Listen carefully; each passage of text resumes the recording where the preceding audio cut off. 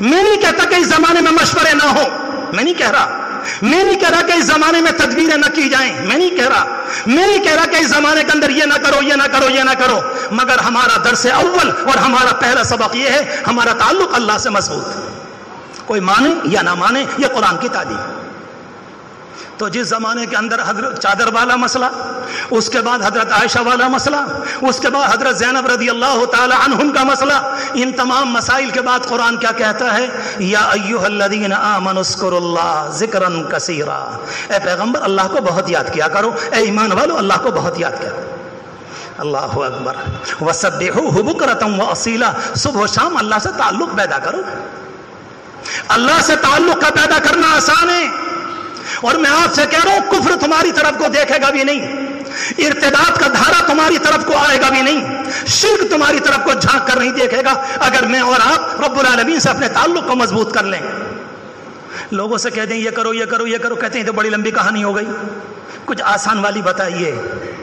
میرے پیاروں، جب بازار میں ہم اور آپ جاتے ہیں، سڑک پر جاتے ہیں، کسی آدمی کا مکان اچھا دیکھا، کہہ دو ماشاءاللہ کتنا اچھا مکان ہے۔ کوئی نوجوان سامنے آ گیا، ماشاءاللہ کتنا خوبصورت نوجوان ہے، اللہ نے کتنا اچھا بنایا۔ آپ نے جوتے پہنے، آپ نے کہا الحمدللہ میرے اللہ نے مجھے جوتے دیے، لاکھوں وہ ہیں جن کے پاس جوتے بھی نہیں۔ آپ نے کپڑے پہنے، کہا اللہ کا شکر ہے الحمدللہ میرے اللہ نے مجھے کپڑے دیے۔ آپ نے کھانا کھایا، اے اللہ لاکھوں کو کھانا بھی نصیب نہیں، آپ نے اللہ کا آپ کا شکر ہے کہ آپ نے مجھے کھانا دیا۔ چند موٹی موٹی باتیں کر لی، اللہ کی محبت تعلق دل میں پیدا ہو جائے گا۔ اس سے زیادہ آسان کہانی دنیا میں کوئی ہے ہی نہیں۔ رب العالمین نے کوئی کام مشکل اپنے بندوں سے نہیں کرایا۔ میں نے شروع میں ایک حدیث شریف پڑھی تھی، اس کا ترجمہ کر کے آپ سے بات ختم کروں۔ آپ نے ارشاد فرمایا تھا، ایک حدیث تو ایسی ہے، اللہ کی پناہ اللہ کی پناہ، نہ کروں تو بالکل حدیث شریف کو چھپانا ہے، بیان کروں تو کس جگر سے کروں۔ ایک جگہ آپ نے فرمایا، میری امت میں سب سے زیادہ منافق، اکثر و منافقی امتی، میری امت کے سب سے زیادہ منافق قراؤہا، اس کے علماء ہوں گے۔ ہائے ہائے، اللہ کی کون اللہ کا بندہ ان حدیثوں کا انکار کر سکتا؟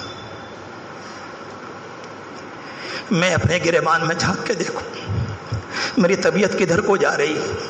دین پسند ہے یا بے دینی پسند؟ جھوٹ پسند ہے یا سچائی پسند؟ حرام لقمہ پسند ہے یا حلال لقمہ پسند؟ بدنگاہی پسند ہے یا پاکیزی پسند ہے؟ اگر میں یہ دیکھ لوں اپنے اندر یہ بیماریاں ہیں، یہ منافق ہونے کی علامت۔ حضرت حسن بصری فرمایا کرتے تھے، جو تمام تابعین کے سردار ہیں، جنہوں نے صحابہ کو دیکھا وہ جماعت تابعین کہلاتی، ان کے سردار ہیں۔ کہا جاتا ہے کہ تمام تابعین میں سب سے افضل ایک کے علاوہ وہ حضرت اویس قرنی رحمۃ اللہ علیہ، یہ لکھا ہے تاریخ میں۔ اور حال کیا تھا؟ فرمایا کرتے تھے، جو ایمان والا اپنے اوپر اس بات سے ڈرے، اے اللہ کہیں میں منافق تو نہیں، سمجھ لو بس وہی ایمان والا ہے۔ ہر وقت جائزہ لے، ہر وقت جائزہ لے، میری طبیعت، میرا ذہن، میرا مزاج، میرے وسوسے، میرے خیالات، میرا عمل، میرا چلنا پھرنا، میری تجارت، میری تعلیم، میرے بچوں کا چلنا پھرنا، ہر انسان۔ اور کوئی آدمی مطمئن ہو کر بیٹھ جائے کہ نہیں میرا کام بالکل ٹھیک ہے، جو ہوا کرے سوا کرے، فرمایا یاد رکھنا وہ اپنے زمانے کا منافق ہے۔ حضرت حسن بصری، کیا مقام ہے اس اللہ کے بندے کا۔ حدیث شریف میں نے عرض کی تھی، اللہ کے رسول علیہ السلام نے فرمایا قیامت قائم نہیں ہوگی، امت مسلمہ دو حصوں میں تقسیم ہو جائے گی۔ قیامت قائم نہیں ہوگی، امت مسلمہ دو حصوں میں تقسیم ہو جائے گی، ایک حصہ پکے مومنوں کا، ایک حصہ امت کے پکے منافقوں کا۔ ہائے ہائے، اور ان میں جو مسلمان ہوں گے پکے درجے کے، ان میں نفاق ذرہ برابر نہیں۔ اور فرمایا یہ پکے درجے کا جو منافق ہوں گے، ان میں ایمان کے نام کی چنگاری بھی نہیں، ایمان کے نام کی ایک روشنی بھی نہیں۔ قیامت کے آنے سے پہلے یہ ہوگا۔ ایک بہت بڑے عالم اپنے شاگردوں سے کہا کرتے تھے کہ بچوں بیٹو، لسٹ تیار ہو رہی ہے، یہ تم سوچو کہ تمہارا نام کس میں لکھا جا رہا ہے، یہ تو تم سوچو نام تمہارا کدھر جا رہا ہے۔ ہر ایک انسان اپنے آپ کو جانتا ہے، میری ہمت نہیں کہ میں آپ سے کہوں، مگر اپنا حال تو بیان کر سکتا ہوں۔ آپ اپنے حال سے واقف ہیں، طبیعت بے دینی کی طرف کو جا رہی ہے یا دین کی طرف کو؟ اگر دین کی طرف کو جا رہی تو ہزار بار مبارک، اور اگر معاملہ الٹا ہے تو پھر مجھ سے نہ کہلاؤ، اللہ ہماری حفاظت فرمائے، اللہ ہم سب کی حفاظت فرمائے، ہماری نسلوں کے ایمان کی حفاظت فرمائے۔ جو صورتحال آئی ہے، نہ کمزوری کی بات، نہ بزدل ہونے کی بات، نہ پریشان ہونے کی بات، میں نے عرض کیا ایسا تاریخ میں بہت دفعہ ہوا ہے، کبھی کبھی کفر کو جوش آتا ہے، جوش آتا ہے، کچھ بھی ہو جائے اور پوری طاقت جھونک دیتا ہے۔ اس زمانے میں قرآن نے اس کو بھی بیان کیا ہے۔ اللہ کے رسول علیہ السلام تشریف لائے، صلح حدیبیہ کے موقع پر مشرکین مکہ کو پتہ چلا، بد دماغ کے اندر بات اڑا لی، نہیں داخل ہونے دیں گے، کچھ بھی ہو جائے نہیں آنے دیں گے، نہیں آنے دیں گے، کچھ بھی ہو جائے۔ اللہ کے رسول باہر سے کہلوا رہے ہیں مکہ مکرمہ بیت اللہ شریف مشترک پراپرٹی ہے، یہ تو سب کی ہے، دنیا کے سارے لوگ یہاں پر اس کی عبادت کے لیے آتے ہیں، اس کے چاروں طرف طواف کرنے، ہم بھی تو طواف کرنے آئے ہیں۔ کل 1500 آدمی ایک لنگی باندھے ہوئے احرام کی اور ایک اوڑھے ہوئے کہ تم ہمیں دیکھ لو، ہم سامان جنگ لے کر نہیں آئے، ہم ہتھیار لے کر نہیں آئے، کچھ بھی ہو جائے تم دیکھو ہم کس حال میں آئے ہیں۔ ایک اللہ کا بندہ ہے، حالت احرام میں کوئی انسان جنگ لڑنے آئے گا، اس کے پاس ایک تلوار ہے، یہ تو پرانے زمانے کا نظام تھا، ہر آدمی تلوار لے کر چلتا تھا، یہ تو اس زمانے کا سلیقہ و زندگی گزارنے کا طریقہ تھا، صرف یہ بات۔ مگر مکے والے کہتے ہیں کہ نہیں آنے دیں گے۔ اذ جعل الذین کفروا فی قلوبہم الحمیہ حمیۃ الجاہلیہ، قرآن کہتا ہے تم نے جاہلی بات کو اپنے ذہن میں بیٹھا لیا۔ اللہ کے رسول علیہ الصلوۃ والسلام نے حضرت عثمان کو بھیجا کہ جاؤ اور جا کر ان سے کہو ہم لڑنے نہیں آئے، تم دیکھو تو صحیح، قربانی کے جانور ساتھ میں ہیں، اونٹ ہیں، حالت احرام میں ہیں، ایسے کوئی لڑنے آتا ہے؟ وہ کہتے ہیں نہیں۔ حضرت عثمان کو واپسی میں دیر ہو گئی۔ ایسے موقعوں پر عموماً الٹی سیدھی افواہیں پھیل بھی جاتی ہیں۔ اچانک یہ افواہ آ گئی اور یہ بات پھیل گئی، حضرت عثمان کو مکے والوں نے شہید کر دیا۔ اللہ کے رسول علیہ السلام نے صحابہ کو آواز دی، صحابہ کہتے ہیں دوپہر کا وقت تھا، ہم قیلولہ کر رہے تھے، کوئی یہاں لیٹا تھا، کوئی پیڑ کے نیچے وہاں، کوئی وہاں، مکہ مکرمہ سے تقریباً 7 میل کے فاصلے پر 15-18 کلومیٹر کے قریب حدیبیہ ایک گاؤں تھا، اس کے میدان میں لیٹے ہوئے تھے تمام صحابہ۔ آپ نے صحابہ کو آواز دی اور آپ نے فرمایا کہ آؤ اور بیعت کرو۔ سارے صحابہ آ گئے، کہا کاہے پر؟ علی الموت، موت کے اوپر بیعت کرو۔ اللہ اکبر۔ 1500 صحابہ نے اسی لمحے حضور پاک علیہ السلام کے ہاتھ پر ہاتھ رکھ دیا کہ اللہ کے رسول جان بھی آپ کے ساتھ اور زندگی آپ کے ساتھ۔ مگر یاد رکھنا اس سے پہلے مکے کا کردار ہے جس نے بھٹی میں تپا کر، سلگا کر، جھلسا کر انہیں سچا ایمان والا بنا دیا تھا۔ جیسے یہ خبر مکے کو پہنچی تو پھر دماغ جگہ پر آیا کہ معاملہ خطرناک ہے۔ ہمارا آپ کو معلوم ہے اگر کوئی آدمی یہ طے کر لے کہ مجھے مرنا ہی مرنا ہے تو دنیا میں اس کے سامنے کوئی طاقت ٹھہرا نہیں کرتی، یہ ہمیشہ کا دنیا کا اصول ہے۔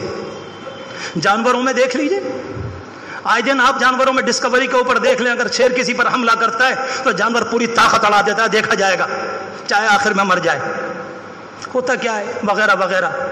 اللہ کے رسول علیہ السلام کی یہ خبر پہنچی تو مکے والوں نے ایک کو بھیجا، ایک جماعت آئی، وہ واپس گئی، دوسری آئی، وہ واپس گئی، تیسری آئی، وہ واپس گئی، چوتھی آئی، وہ واپس گئی، پانچویں آئی تو جا کر کچھ صلح ہوئی۔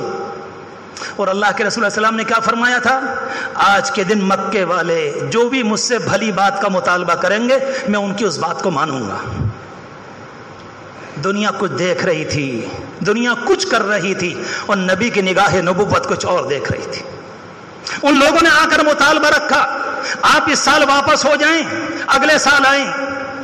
سید الاولین والآخرین، رب العالمین کا محبوب ترین، سارے نبیوں کا سردار، پوری کائنات کے مخلوق میں سب سے افضل اللہ کا بندہ، رب العالمین کی طرف سے رب العالمین نے ان کو ساری دنیا کا سردار بنایا۔ جب ان کے سامنے آ کر غیر لوگ یہ کہتے ہیں ابھی واپس جاؤ گے، اگلے سال آؤ گے، آپ فرماتے ہیں منظور ہے۔ ارے اللہ اکبر ہیں،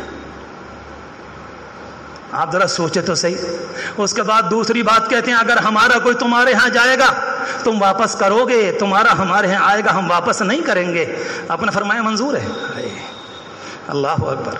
اگلے سال عمرہ کرنے آؤ گے کہ جی منظور ہے، ہمارے تمہارے درمیان 10 سال تک جنگ بند رہے گی، کہا کہ منظور ہے۔ کہا مکے والے مدینے جائیں، مدینے والے مکے آئیں، سب کے لیے راستے کھلے ہوئے ہیں، یہ سارے کا سارا منظور ہے۔ آپ جانتے ہیں اللہ کے رسول علیہ السلام جب باتیں منظور کی، لکھی گئیں، جب لکھنا شروع کیا تو لکھا گیا کہ محمد الرسول اللہ، اور ان لوگوں کے بیچ وہ مشرکین مکہ تو بھڑک گئے، کہا سارا جھگڑا یہی ہے، ہم آپ کو رسول نہیں مانتے اور آپ لکھوا رہے ہو رسول اللہ۔ معلوم ہے کیا کیا؟ کہا نہیں میں اللہ کا رسول ہوں۔ کہا نہیں ہم نہیں مانتے آپ کو اللہ کا رسول، ہم نہیں مانتے۔ آپ نے فرمایا ٹھیک ہے تم نہیں مانتے، نہ مانو مگر ہوں۔ اور اس کے بعد فرمایا آپ نے حضرت علی سے بلا کر جس جگہ یہ بات لکھی ہوئی ہے اسے کاٹ دو۔ ہائے ہائے، کس کے کہنے پر؟ دنیا کی باطل طاقتوں کے کہنے پر آپ کہہ رہے نہیں کاٹ دو، مجھے منظور ہے۔ نبی کی نگاہ کچھ اور دیکھ رہی اور دنیا کے لوگ کچھ اور فیصلہ کر رہے۔ یہ ساری باتیں ہوئیں اور اس کے بعد جب سارے کا سارا تیار ہو گیا آپ واپس جانے لگے۔ صحابہ کرام جنہوں نے کچھ دیر پہلے آپ کے ہاتھ پر بیعت کی تھی، آپ نے فرمایا کھڑے ہو جاؤ، یہیں سے واپس جانا ہے، جانور قربان کر دو، اپنے سر کے بالوں کو منڈا لو اور اپنے احرام کو یہیں پر توڑ دو اور اس کے بعد کپڑے پہن لو، یہاں سے واپس ہو جاؤ۔ جو قوم آپ کے اشارے پر جان دے رہی تھی، حدیث میں آتا ہے کہ صحابہ میں سے ایک نہ ہلا، ایک نہ ہلا۔ ہائے کیا ہو گیا؟ نبی کے ساتھ ہیں، نبی کے جھنڈے کے نیچے، اور یہاں سے واپس جانا پڑ رہا ہے کہ کعبۃ اللہ چند قدم پر دیکھ رہا ہے مگر یہاں سے واپس جانا پڑ رہا ہے۔ میرے پیارو، حالات ایسے آتے ہیں کہ نبی کو کعبۃ اللہ کے سائے سے واپس ہونا پڑا ہے۔ حالات آتے ہیں اور اللہ نے سارے حالات اس زمانے میں کر دیے تاکہ قیامت تک امت پریشان نہ ہو اور امت یہ کہے گی یہ حالات چکے ہیں، اے اللہ ہم آپ پر ایمان لائے۔ ٹھیک ہے آپ جانے لگے، ایک نہیں اٹھے، ایک نہیں۔ آپ نے جو خیمہ بنایا تھا، جو شامیانہ بنایا تھا چھوٹا سا، آپ کے ساتھ اس سفر میں حضرت سلمہ رضی اللہ تعالیٰ عنہ تھیں، زوجہ مطہرہ ہماری اور آپ کی مبارک ماں۔ آپ اندر تشریف لے گئے اور کہا آج تو عجیب ہو رہا ہے، میں ان لوگوں سے کہہ رہا ہوں تم اٹھ جاؤ، قربانی کرو، سر کے بال منڈاؤ، احرام کو کھولو، کپڑے پہنو، میری کوئی نہیں ماننا ہے۔ ام المؤمنین نے کہا اللہ کے رسول کسی سے کچھ نہ کہیے، جا کر اپنی قربانی کے جانور کو ذبح کر دیں اور اپنے سر کے بال منڈا لیجئے، بس اور کچھ نہیں۔ وہ تو اطاعت کے پتلے تھے، نبی کے اشاروں پر جان دینے والے۔ جیسے آپ نے یہ کام کیا، اپنے جانور کو قربان کیا، اپنے سر کے بال منڈائے، سارے صحابہ اٹھ گئے اور اٹھنے کے بعد سب نے کام کیا کچھ۔ اب جب واپس آ رہے ہیں اور سب کے دل ٹوٹے ہوئے ہیں، ہم گئے تھے نبی کے ساتھ، واپس آ گئے حرم کی دیواروں کے نیچے سے۔ یہ حرم کو غیر اللہ سے آباد کرنے والے اور اس کے اندر 360 کے سجانے والے، یہ تو حرم کے اوپر حکومت کریں، اور اللہ کا سچا نبی جو اصلی ذمہ دار ہے اس حرم کا، اس کو واپس کیا جا رہا ہے۔ اللہ کے رسول اور ان کے صحابہ کے دل عجیب و غریب ہو رہے، بالخصوص صحابہ کرام کے۔ بس یہ آخری بات کہنا چاہتا ہے، جب واپس ہوئے دل ٹوٹے ہوئے ہیں، سوچو کیا گزری ہوگی، کس جگہ سے آ گئے۔ اور جیسے ہی آپ چلے کچھ دور کے بعد جا کر جبریل امین آتے ہیں اور آ کر کہتے ہیں انا فتحنا لک فتحا مبینا، انا فتحنا لک فتحا مبینا، اے پیغمبر ہار کے نہیں آئے ہو، ہم نے تمہارے لیے فتح مبین کا راستہ کھول دیا، اللہ نے طے کر دیا تمہیں فتح مبین ملے گی۔ میرے پیاروں، میں لمبی بات میں نہیں جاتا۔ آج آپ اگر یہ دیکھ رہے ہو کہ ذلت کا معاملہ ہے، آپ دل ٹوٹے ہوئے ہیں، اگر میں اور آپ اپنے سماج کی خبر لے لیں، میں اور آپ اپنے مسائل کو حل کر لیں، میں اور آپ اپنے یہاں طلاق نہ ہونے دیں، اگر کبھی طلاق ہو جائے عدالتوں کا رخ نہ کرنے دیں اور ہاتھ پاؤں جوڑ کر اسی موقع پر طلاق کے مسئلے کو ختم کروا دیں، تو قرآن تم سے یہ کہے گا انا فتحنا لک فتحا مبینا، کامیاب تم ہو گئے۔ جائے بھاڑ میں قانون، کون پوچھ رہا ہے اس قانون کو جب مسئلے کو لے کر عدالت میں نہیں جائیں گے؟ کون پوچھ رہا ہے؟ کوئی مسئلہ نہیں۔ ہر آدمی اپنے علاقے میں، جو میرے بزرگ گاؤں سے آئے ہیں ان سے کہہ رہا ہوں، جو میرے شہر کے بزرگ ہیں ان سے کہہ رہا ہوں، جو گلیوں والے ہیں ان سے کہہ رہا ہوں، اور آپ سے پہلے اپنے آپ سے کہہ رہا ہوں، اپنی پوری گلی کا جائزہ لو، کچھ بھی ہو جائے ہاتھ پاؤں جوڑ کر مسئلے کو حل کرو۔ سب سے پہلے نہیں، مسئلے کو حل کرنا پڑے گا، نہیں جانے دیں گے تمہیں عدالت میں۔